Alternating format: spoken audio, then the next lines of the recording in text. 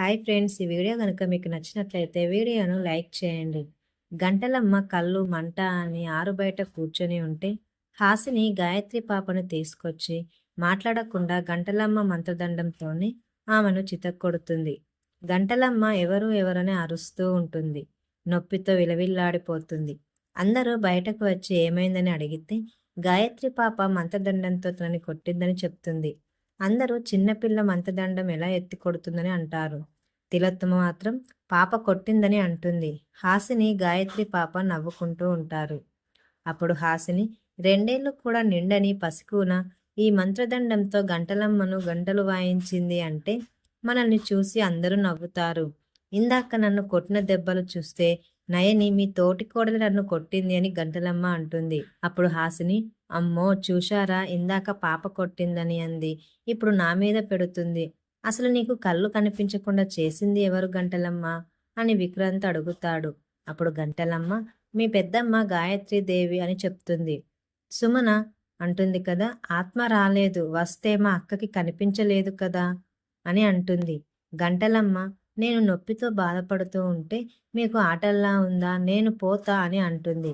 అప్పుడు విశాల్ మా అమ్మని పట్టుకుంటా అన్నావు కదా, ఇప్పుడు వెళ్ళిపోతా అంటావేంటి అని అంటాడు. అప్పుడు గంటలమ్మ మళ్ళీ వస్తా, అప్పుడు చెప్తా మీ సంగతి అని అంటుంది.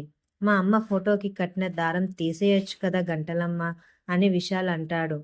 అప్పుడు గంటలమ్మ తీసేయండి, మీకు నచ్చింది ఏమైనా చేసుకోండి, నేను పోతా అని అంటుంది.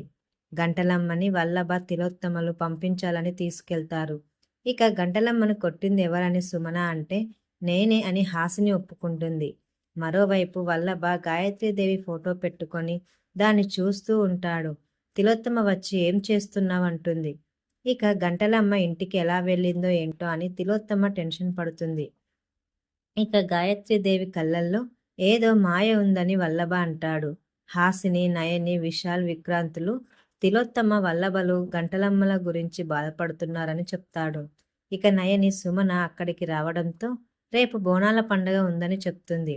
ఉదయం తిలోత్తమ, వల్లభలు ఆరుబయట ఉంటారు. బోనాల ప్రసాదం వండడానికి ఏర్పాట్లు చేస్తూ ఉంటారు. తిలోత్తమ వల్లభను నీరు తీసుకొని రమ్మంటాడు. కర్రలు తడిపేయాలని వల్లభతో చెప్తుంది. దాంతో వల్లభ కట్టెలు తడిపేస్తాడు. ఇక నయని, హాసినిలు ఇద్దరు పిల్లల్ని ఎత్తుకొని వస్తారు. వాళ్ళని చూసి విక్రాంత్ అందం అంటే తోటికోడల బంధం అని అంటాడు.